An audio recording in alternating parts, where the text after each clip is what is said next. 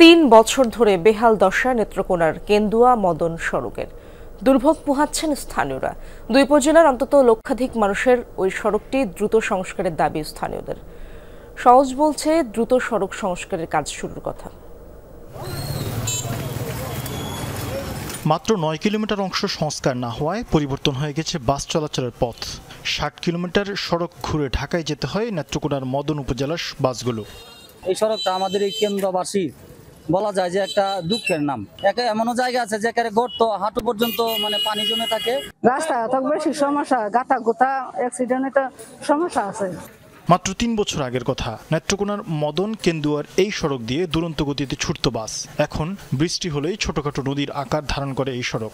দিনে দিনে স্থানীয়দের জন্য বিভীষিকাময় হয়ে উঠছে এটি। ঢাকার সাথে এই জেলার যোগাযোগের একমাত্র মাধ্যম মদন কেন্দুয়া সড়ক দিয়ে শুষ্ক মৌসুমে কোনোভাবে পার হলেও বর্ষায় নাভিশ্বাস ওঠে চলাচলে। একটা রোড গাড়ি বা একটা মোটর সাইকেল আন্দাজ করা যায় না যে এটি কতটুকু গভীর, যার কারণে অনেক সময় এভাবেই আন্দাজে ধরতে হয়। ধরার পর অনেক সময় একটা অ্যাক্সিডেন্ট হয়। দুর্ঘটনা প্রতিদিনই ঘটে। কেউ চাক্কা খুললে জায়গা, কেউ চাক্কা ব্রাস্ট হয়ে বেরিং ব্যাঙ্গে জায়গা, আগা চাক্কা বাম্পার ব্যাঙ্গে জায়গা, এরকম প্রতিদিন। সড়কটি দিয়ে মালামাল পরিবহনেও চরম ভোগান্তিতে পড়তে হয় ব্যবসায়ীদের। প্রায় আটকে পড়ে পরিবহন। গেল ৩ বছরে আঞ্চলিক এই সড়কে দেখা মেলেনি যাত্রীবাহী কোনো বাস। অন্য জেলা শহরে যেতে ভরসা সিএনজি কিংবা ছোট যানবাহন। স্কুলগামী শিক্ষার্থীদের থেকে শুরু করে গুরুতর রোগী কারোরই রেহাই নেই এই দুর্ভোগ থেকে। একটা সরকারি স্কুল আছে এখানে, পাশাপাশি সরকারি একটা কলেজ আছে। এমন একটা অবস্থা, হেঁটে পর্যন্ত যাওয়া যায় না। সবসময় পানি লেগে থাকে, কাদা লেগে থাকে। সবসময় যাতায়াতের সময় আমাদের অনেক অসুবিধা হয়। এই গাড়ি যাওয়ার সময় শরীরে অনেক পানি পড়ে।